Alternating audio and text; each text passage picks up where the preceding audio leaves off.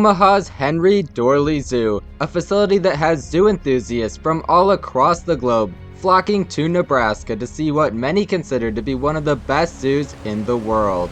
Whether it's the rushing waterfalls and calls of free-flight birds in the live jungle, the simulated desert environments enclosed beneath a geodesic dome that can be seen from all around the zoo, the eerie darkness and rare species in kingdoms of the night, the incredible habitats in the Asian highlands, or even the zoo's aquarium.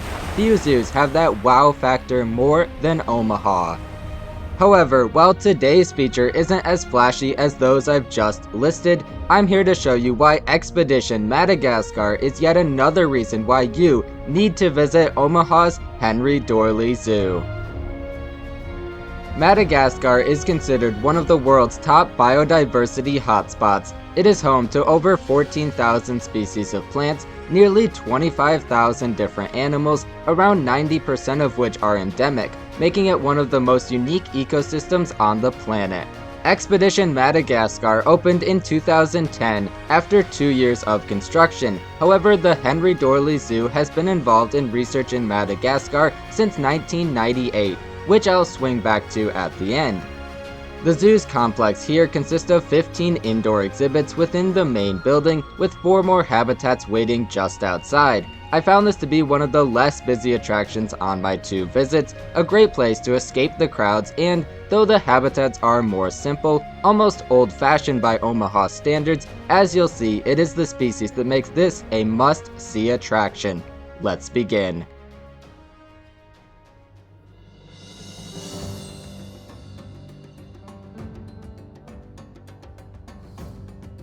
Located across from the iconic Simmons Free Flight Aviary, Expedition Madagascar is somewhat tucked away off the main path. Beginning with the indoor portion to our right, as I alluded to in the intro, the building has what I would describe as a 90s zoo building feel. Though again, the habitats aren't really the focus here, the first of which is home to the critically endangered blue-eyed black lemur, one of the most endangered primates in the world, and the first of 8 lemur species we'll see on today's tour. Though the species is strikingly sexually dimorphic, with the males having black fur while the females are a light reddish brown, both sexes have the vibrant light blue eyes that give these lemurs their name. They have one of the smallest ranges among lemurs, located in the Sambirano region in northwest Madagascar, an area that marks a transition between rainforest and dry deciduous forest, which the blue-eyed black lemur has adapted to by shifting between fruit-heavy or more leaf and seed-based diets depending on the season. Moving down the hall is the first of the building's several nocturnal habitats, this one home to a colony of straw-colored fruit bats, who buck Madagascar's endemic trend since they are also found widespread across mainland Africa, although there is a genetically distinct species of Madagascan straw-colored fruit bat that is endemic to the island, which is home to more than 45 bat species in total. Opposite them is a diurnal display for the Crested Coua, while nearby, a smaller nocturnal tank has Henkel's leaf-tailed geckos and giant white-eyed leaf-tailed geckos, just 2 of the over 150 species of gecko native to Madagascar. Swapping sides of the hall is the building's largest nocturnal exhibit for the world's largest nocturnal primate, the ii. Omaha is home to 2 of the around 25 individuals housed across 7 North American facilities, all of which are descended from 8 founding individuals imported to the Duke Lemur Center from Madagascar between 1987 and 1991. Here, you'll find 28-year-old male Warlock and 15-year-old female Elphaba, who have been together on a breeding recommendation since 2019. Given their eccentric appearance, it's not hard to understand why the ii, like the Wicked Witch with whom Elphaba shares her name, has a long history of being misunderstood. Local Malagasy people believed the ii to be an omen of death that must be killed on sight to prevent the death its appearance foretold. Fortunately, views on the ii seem to be shifting. In 2021, two scientists studying the species interviewed over 80 locals about their relationship with the aye-aye, with roughly half sharing they welcomed the aye-aye's presence since they fed on crop-damaging larvae. To harvest these larvae, the aye-aye is the only animal other than woodpeckers to specialize in tap foraging, using their slender elongated middle finger to rapidly tap branches while listening to the echoing sounds to locate insect nests. When a nest is located, the aye-aye tears into the bark with its impressive rodent-like teeth before turning back to its elongated finger to fish the meal out. Across from them is a much smaller nocturnal lemur that could fit in the palm of your hand. The Gray Mouse Lemur weighs in at just 3 ounces and is currently found at just 4 AZA facilities, making them even more rare to come across than the aye-aye. However, though they are scarce in zoos, the Gray Mouse Lemur is actually numerous in the dry forest along the western edge of Madagascar and is listed as a species of least concern by the IUCN. Their ability to thrive while so many other lemurs are on the decline is due in part to their adaptability, able to live on plantations and in other man-made environments. During the dry months when the temperatures drop and food is less abundant, these tiny lemurs enter states of inactivity called torpor, a very uncommon behavior among primates. Rather than exert energy searching for meals they are unlikely to find. Since bodily functions including normal sleep cannot be performed under the lower body temperatures the lemurs enter during torpor, they must also exit torpor daily at least to sleep. On average, they spend 9 hours per day in torpor during these periods.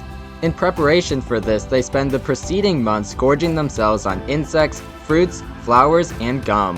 While wild Gray Mouse Lemur lifespans typically do not exceed 5 years, the oldest captive individual lived to be over 18 years old. Interestingly, older captive individuals were noted to have similar cognitive declines to those often seen in humans, leading experts at the Duke Lemur Center to perform non-invasive research on these little lemurs, which could potentially help people identify Alzheimer's risk sooner before symptoms develop. Though I didn't see them before moving on, it's worth noting that the mouse lemurs live above a lesser Madagascar hedgehog tenrec. Leaving the nocturnal world behind, next door you'll find the lesser Vasa parrot, one of 4 species of Vasa parrot. Also known as the black parrot, they are known to be mistaken for a bird of prey when in flight, can produce incredibly loud musical whistling calls, and are a species I've never seen before at another zoo. Past them is a wraparound indoor rotational mixed species space where I saw some of the zoo's ring-tailed lemurs as well as the Mongoose lemur, another critically endangered lemur that, of course, has no relation to the small carnivores of which they borrowed the name, but were so named for resembling some of their physical features like their gray fur, pointed snouts, and small ears. Mongoose lemurs are cathemeral, meaning they may be more active during the day or at night, shifting their activity based on their seasonal needs. Next up is a large, mixed-species reptile terrarium for plated lizards and the spiny-tailed iguana, who was resting on top of one of the flat-tailed tortoises, yet another critically endangered species endemic to Madagascar. These small tortoises grow to just 6 inches long. They also go by the flat-backed spider tortoise for the captivating pattern on their shell, which has unfortunately contributed to them being targeted for the pet trade.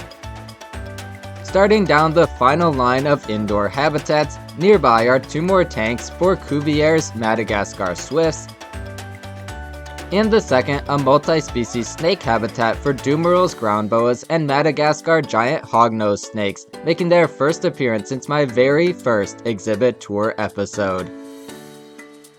Around the corner is a tank for Madagascar rainbow fish, which is located across from the final larger indoor exhibit, where I didn't get much action out of the zoo's red-ruffed lemurs. And the Madagascar building wraps up with a terrarium for 5 species of frog, including 4 species of mantellas, a frog group with 16 recognized species that are among the many animals endemic to Madagascar. Like poison dart frogs, they use aposematic coloration to warn predators of the alkaloid toxins in their skin, acquired through their diet. Stepping outside, Expedition Madagascar's outdoor half begins immediately to the right with a mesh habitat for a fairly well-known species that I am somehow discussing for the first time after 68 tours.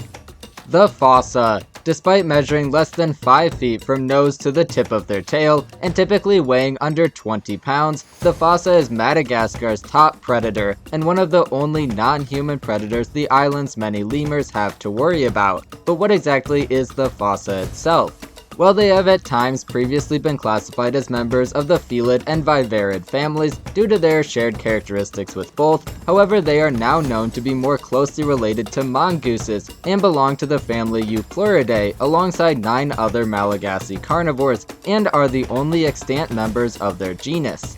Like hyenas in The Lion King before them, Fossas are much more intelligent than their popular cartoon portrayal in Madagascar would have you believe. On top of this, they are incredibly quick and agile, have exceptional night vision, and can even maneuver down trees headfirst like a squirrel, all of which allows them to take down even the quickest and largest lemurs. Though they are not yet endangered, the Fossa, like the lemurs they prey on, is threatened by loss of habitat. Here in Omaha, you'll see either male Charlie or female Red, a retired breeding pair who rotate on habitat and have previously been parents here in Omaha and since become grandparents.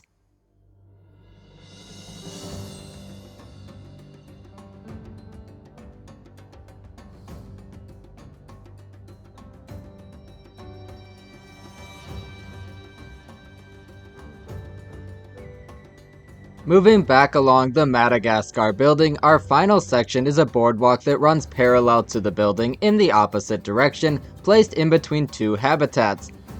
On the right is an open-air island home for collared brown lemurs and the more familiar ring-tailed lemur, easily the most recognizable of the over 100 extant lemur species. Their iconic tails have 13 alternating black and white bands and aren't just for show. As a troop moves across the ground, they raise their tails high like a flag as a visual guide to keep the group together.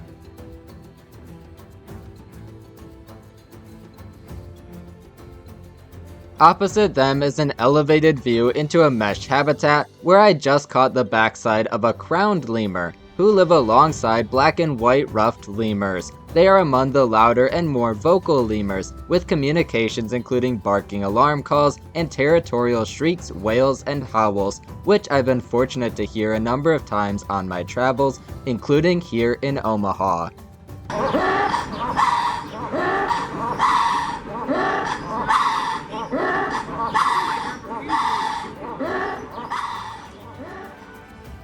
Roaming below them, our final species on today's tour is the radiated tortoise, who continue the common themes throughout this tour, being endemic to the island of Madagascar, though they have been introduced to 2 other nearby islands, and being yet another critically endangered species due to habitat loss and illegal collection for both the pet trade and for meat. While our tour will end with them, the boardwalk currently dead ends at a second mesh habitat labeled for ibises and the red-ruffed lemurs we saw inside, which opened as a walkthrough habitat, though from my understanding that has no longer been the case for some time. Like I mentioned in the intro, the Henry Dorley Zoo's work in Madagascar long predates the zoo's own exhibit dedicated to the island. Spearheaded by Director of Conservation Genetics Dr. Edward Lewis, the Omaha team has made multiple annual trips to Madagascar since 1998, working with the local Malagasy people to restore and protect ecosystems that are under siege from a human population that has ballooned since the turn of the century.